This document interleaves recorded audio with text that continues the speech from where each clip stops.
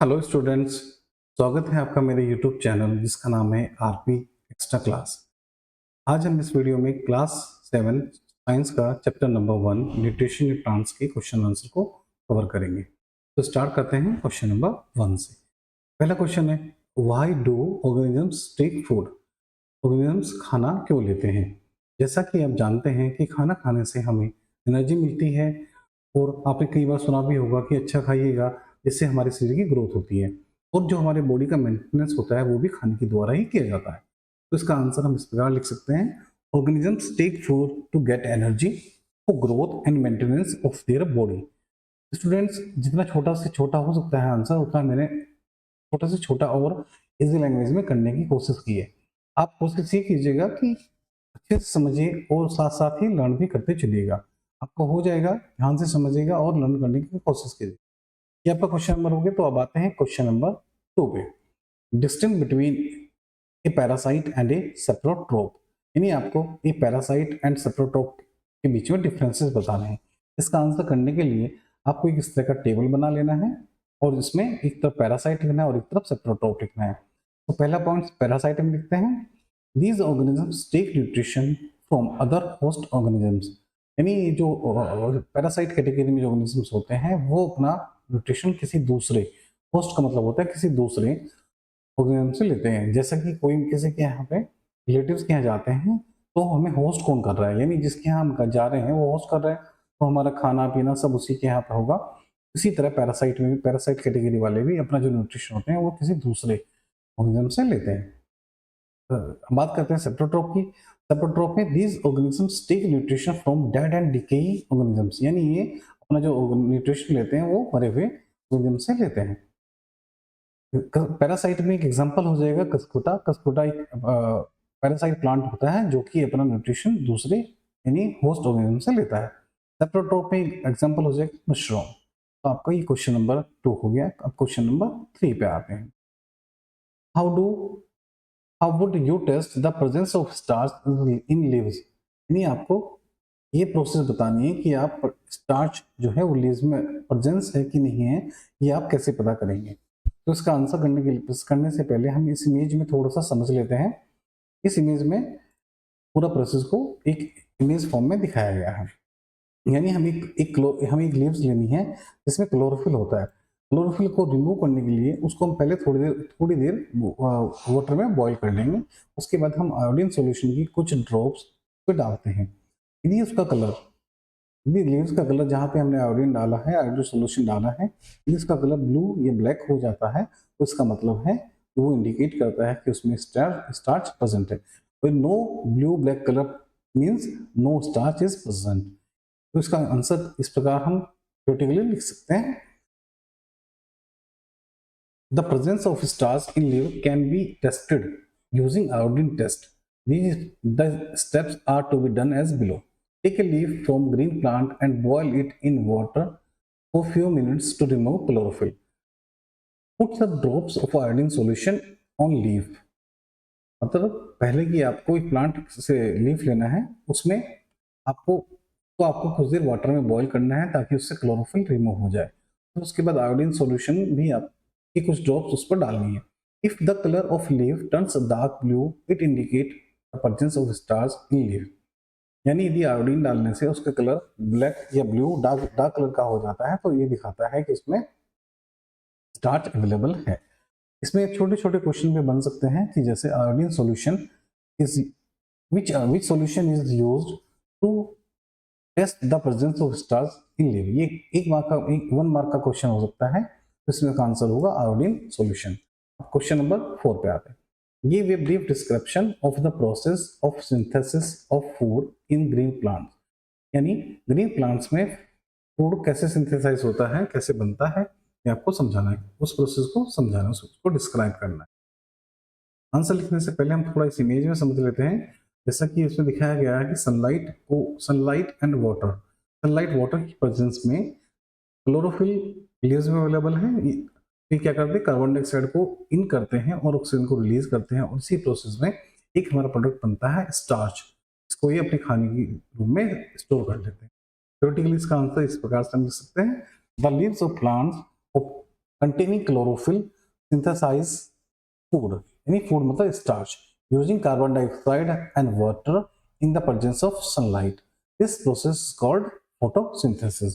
ये आपका question number 4 हो गया। क्वेश्चन नंबर 5 करते हैं। क्वेश्चन नंबर 5 है so with the help of a sketch that plants are the ultimate source of food. यानी इसमें दिखाया गया है कि इसमें कोई पूछा गया है कि जो फूड के अल्टीमेट सोर्स होते हैं वो प्लांट से ही होते हैं, ये आपको दिखाना है, ये आपको डिस्क्राइब करना है। All living beings depend on plants for their food directly or indirectly as shown in the below cases. यानी इसमें बताया गया है कि फूड जितने भी लिविंग बींग्स हैं वो सब डायरेक्टली या फिर इनडायरेक्टली डिपेंड करते हैं प्लांट्स पे अपने फूड के लिए। जैसे कि पहले वाले एग्जांपल में दिखाया गया है plants are eaten by deer and deer eaten by lion. यानी लोयन प्लांट डियर तो डायरेक्टली डिपेंड कर रहा है प्लांट्स पे अपने फूड के लिए, बट लोयन डायरेक्टली ना करके इनडायरेक्टली डियर पे डिपेंड कर रहा है अपने फूड के लिए। अल्टीमेटली हम कह सकते हैं कि लोयन भी इनडायरेक्टली प्लांट्स पे ही डिपेंड करता है अपने खाने के लिए। इसी तरह दूसरे एग्जांपल में भी समझाया गया है। ये क्वेश्चन नंबर 5 हो गया आपका। क्वेश्चन नंबर 6 करते हैं। क्वेश्चन नंबर 6 में है fill in the blanks. Part A करते हैं। Green plants are called dash since they synthesize their own food. यानी वो प्लांट्स जिनको जो अपना खाना खुद बनाते हैं उनको हम क्या कहते हैं? ऐसे प्लांट्स को हम ऑटोट्रोप्स कहते हैं। बी पार्ट करते हैं। The food synthesize by plants is stored as. ये जो खाना प्लांट्स सिंथेसाइज करते हैं वो किस फॉर्म में प्लांट्स में स्टोर होता है? तो स्टार्च की फॉर्म में ये स्टोर होता है। पॉइंट सी करते हैं। In photosynthesis solar energy is absorbed bye pigment called. यानी जो लीव्स में क्लोरोफिल होता है उसके द्वारा ही सोलर एनर्जी को एब्जॉर्ब किया जाता है, तो इसका आंसर हो जाएगा क्लोरोफिल। पार्ट डी करते हैं। During photosynthesis plant take in dash and release dash. तो फोटोसिंथेसिस की प्रोसेस में प्लांट्स कौन सी गैस, किस चीज को, कौन सी गैस को इन करते हैं, कौन सी गैस को रिलीज करते हैं? तो इसका आंसर इन करते हैं कार्बन डाइऑक्साइड को एंड रिलीज करते हैं ऑक्सीजन को। ये हमने फोटोसिंथेसिस की प्रोसेस में भी आपको बताया था। क्वेश्चन नंबर 7 करते हैं। ए प्लांट, इसमें आपको नाम बताया है, नेम द फॉलोइंग। आपको कुछ हिंट दी हुई है, आपको कुछ हिंट दिया हुआ है, आपको उसमें उस प्लांट का नाम, उसका नाम बताना है। A parasitic plant with yellow cylinder and branched stem. तो इसका आंसर हो जाएगा कस्कुटा। पार्ट सेकंड है a plant that is partially autotrophic. उसका आंसर हो जाएगा पीछे प्लांट्स, क्योंकि पीछे प्लांट्स क्या करता है, कुछ तो खाना अपने ग्रीन लीव्स के कारण खुद बना लेता है और खुद कुछ some part of food is taken by the trapping the insects. तो ये आपका पीछे प्लांट्स होता है। पार्ट थर्ड करते हैं। The pores through which leaves exchange gases. यानी जो लीव्स में छोटे छोटे पोर्स होते हैं जिसके थ्रू लीव्स गैसेस को एक्सचेंज किया जाता है, उस पोर्स को हम स्टोमेटा बोलते हैं। तो आपका क्वेश्चन नंबर 7 के तीनों पॉइंट्स हो गए। अब हम क्वेश्चन नंबर 8 करते हैं। Tick the correct answer. इसमें आपको एक क्वेश्चन दिया गया है जिसके 4 ऑप्शन है, उसमें आपको टिक करना है कि कौन सा उसमें से करेक्ट है। तो पहले पार्ट ए करते हैं। Cuscuta is an example of autotroph, parasite, saprotroph and host. तो हमने स्टार्टिंग में क्वेश्चन नंबर 2 में भी बताया था कि कस्कुटा एक पैरासाइट प्लांट होता है, तो इसका आंसर हो जाएगा पैरासाइट। बी पार्ट करते हैं। The plant which traps and feeds on insect is. उसको पीछे प्लांट कहते हैं जो इंसेक्ट को ट्रैप करके उनको फीड करता है। हम इसका आंसर हो जाएगा पीछे प्लांट। क्वेश्चन नंबर 9 करते हैं हम। Match the items given in column 1 with those in column 2।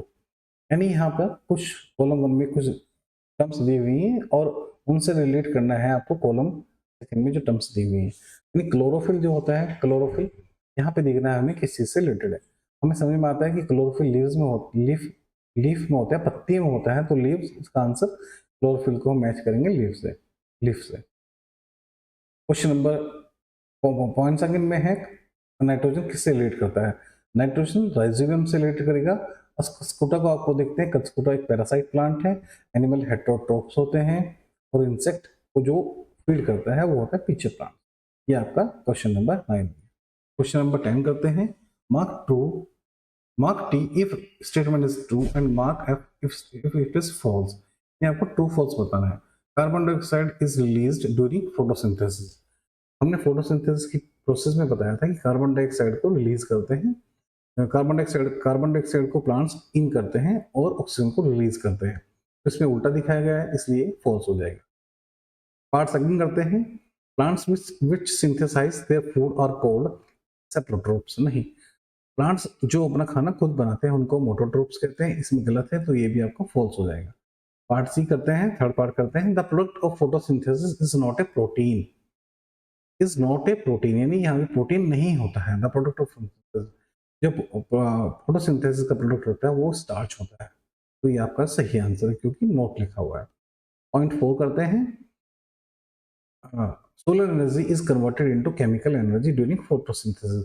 Photosynthesis purely एक केमिकल रिएक्शन होता है, केमिकल प्रोसेस होता है, तो इसमें जो सोलर एनर्जी है वो केमिकल में कन्वर्ट होती है, तो ये आपका ट्रू हो जाएगा। इस तरह आपका क्वेश्चन नंबर 10 हो गया। क्वेश्चन नंबर 11 करते हैं, choose the correct option from the following. इसमें क्वेश्चन दिया हुआ है, आपको एक फैक्ट दिया हुआ है और जिसके 4 ऑप्शन दिए हुए हैं, आपको उसमें से बताना है कि कौन सा इसमें से सही है। Which part of plant takes in carbon dioxide from the air for photosynthesis, यानी कौन सा पार्ट इसमें से, इन चारों में से कौन सा पार्ट आपको फोटोसिंथेसिस के टाइम में कार्बन डाइऑक्साइड को इन करने के काम आता है। तो इसमें स्टोमेटा जो है कार्बन डाइऑक्साइड को इन करने के काम आता है, तो इसका आंसर हो जाएगा स्टोमेटा। अब 12th क्वेश्चन करते हैं, choose the correct option. Same इसमें भी वही करना है, एक फैक्ट दिया हुआ क्वेश्चन दिया हुआ है, इसके 4 ऑप्शन है हमारे पास, जैसे आपको बताना है कि कौन सा आंसर सही है। Plant take carbon dioxide from the atmosphere mainly through their, तो लीव्स में ही पूरा फोटोसिंथेसिस का प्रोसेस होता है, जो कि कार्बन डाइऑक्साइड को फोटोसिंथेसिस में इन करते हैं और ऑक्सीजन को रिलीज करते हैं, तो हमेशा ही लीव्स के थ्रू ही होता है, तो इसका आंसर हो जाएगा लीव्स। क्वेश्चन नंबर 13 करते हैं, why do farmers grow many fruits and vegetables crops inside large greenhouse, what are the advantages to the farmers। मैंने आपको इसमें बताया है कि जो ग्रीन हाउसेज होते हैं, जो पॉली हाउसेज होते हैं, उसमें फार्मर्स वेजिटेबल्स एंड फ्रूट्स को क्यों ग्रो करते हैं, उसके उनको क्या फायदे होते हैं। बहुत सारे लोगों ने देखा भी नहीं होगा पॉली हाउस ग्रीन हाउस कैसा होता है, तो हमने पहले एक इमेजेस दिखाई गई हैं जिसमें आपका एक आउटसाइड व्यू और एक इनसाइड व्यू पॉली हाउस का दिखाया गया। ये पॉली हाउस भी है, इसमें कई बार ग्रीन कलर की सीट होती है, तो उसको हम ग्रीन हाउस कहते हैं। इसका आउटर व्यू है और ये इसका इनर व्यू है। तो आपको दिख रहा होगा कि इसमें जो भी बाहर का टेम्परेचर है, बाहर की ठंड है या बरसात है, उसको वो ये पूरा अंदर नहीं जाने देता है। यानी जो हमारी क्रॉप होती है वो एक्सट्रीमली रोस्ट कंडीशन से, जो एडवर्स कंडीशंस होती हैं, उसको हमारी क्रॉप को बचाता है। और ये इसमें इस वाली इमेज में दिखाया गया है कि हमने बेड टाइप के बनाए हैं और जिसमें प्लांटेशन किया हुआ है। इससे हमें इसमें जो हमें फर्टिलाइजर अप्लाई करना है वो भी इन केवल बैट्स पे करते हैं, यानी फर्टिलाइजर्स को भी हम प्रॉपर मैक्सिमम यूटिलाइज करते हैं, प्रॉपर यूटिलाइजेशन होता है। और वाटर का भी सेम होता है, वाटर भी इसमें ड्रिप इरिगेशन सिस्टम के द्वारा इरिगेशन किया जाता है, जिससे वाटर वेस्टेज नहीं होती है। तो इसका आंसर हम इस प्रकार से लिखेंगे, for fruits and vegetables crops are grown in large greenhouse because it protects crop from external climatic condition and provides suitable temperature for the growth of crop। यानी इसमें दिखाया गया है कि जो क्रॉप्स की एक्सटर्नल क्लाइमेटिक कंडीशन होती हैं, जो एडवर्स होती हैं, जैसे कि बहुत ज़्यादा ठंड हो रहा है, बहुत ज़्यादा गर्मी है या फिर बहुत ज़्यादा बारिश हो रही है, उनको ये अंदर नहीं जाने देता और उनसे क्रॉप को बचाता है। और जो भी जो बाहर भी टेम्परेचर है उसको थोड़ा बहुत मेंटेन करने के बाद अंदर जाता है टेम्परेचर, यानी अंदर का जो टेम्परेचर है वो प्रॉपर सुटेबल होता है ग्रोथ ऑफ क्रॉप्स के लिए, for the growth of crops के लिए। तो इसके एडवांटेजेस क्या क्या होते हैं वो देख लेते हैं हम। It protects crops from disease and adverse climatic condition, यानी जो इंसेक्ट्स वगैरह होते हैं, हार्मफुल इंसेक्ट होते हैं, या फिर जो क्लाइमेटिक कंडीशन की वजह से, ज़्यादा बरसात की वजह से, ज़्यादा गर्मी की वजह से जो बीमारियां होती हैं वो पॉली हाउस में बच जाती है। मैक्सिमम यूटिलाइजेशन ऑफ फर्टिलाइजर, जैसा कि हमने इमेज में भी बताया था, इमेज को डिस्क्राइब करते समय बताया था कि जो फर्टिलाइजर्स का यूज होता है वो मैक्सिमम होता है, क्योंकि फर्टिलाइजर्स केवल हम उसी जगह देते हैं जहाँ पे हमारे प्लांट्स ग्रो होते हैं, उनकी वो जोन के आसपास ही हम फर्टिलाइजर्स देते हैं। Saving of water as watering is done by drip irrigation system, इससे वाटर भी सेव होता है, क्योंकि ड्रिप इरिगेशन के द्वारा जो उनकी जड़ों में ही पानी दिया जाता है, उनके प्लांट्स की रूट्स में ही पानी दिया जाता है। Point number 4, it protects crop from rats, birds and harmful insects, यानी जो रैट्स बर्ड्स होती हैं वो सब अंदर नहीं जा पाती हैं, तो उसको भी बचाता है। Plants give more reproduction, definitely जब प्लांट्स को सुटेबल कंडीशंस मिलेंगी, डिजीज नहीं होंगी, टेम्परेचर सुटेबल मिलेगा, क्लाइमेटिक कंडीशन ग्रोथ के लिए अच्छी होंगी, तो प्लांट्स भी अच्छा प्रोडक्शन करेगी। पॉइंट नंबर 6 देख लेते हैं। Yield quality is good and farmers get better yield price. यानी जो हमारा प्रोडक्शन हो रहा है, जो हमारा फल होगा, जो हमारी प्रोडक्शन होगा, की क्वालिटी भी अच्छी होगी, क्योंकि जो भी क्लाइमेटिक कंडीशन थी या टेम्परेचर था, मैक्सिमम यूटिलाइजेशन ऑफ फर्टिलाइजर थे या वाटरिंग थी, वो अपनी प्रॉपर वे में की जाती है, तो उसकी क्वालिटी भी अच्छी होती है और farmers get better yield price. तो ये फैक्ट ही है कि यदि क्वालिटी अच्छी होगी किसी प्रोडक्ट की, तो फार्मर्स को अच्छा प्राइस मिलेगा। तो ये हमारा क्वेश्चन नंबर 13 था, और ये सभी क्वेश्चंस न्यूट्रिशन प्लांट्स के पूरे होते हैं। और thank you very much. Please हमें लाइक कीजिएगा, सब्सक्राइब कीजिएगा और हमें सपोर्ट कीजिएगा। Thank you very much.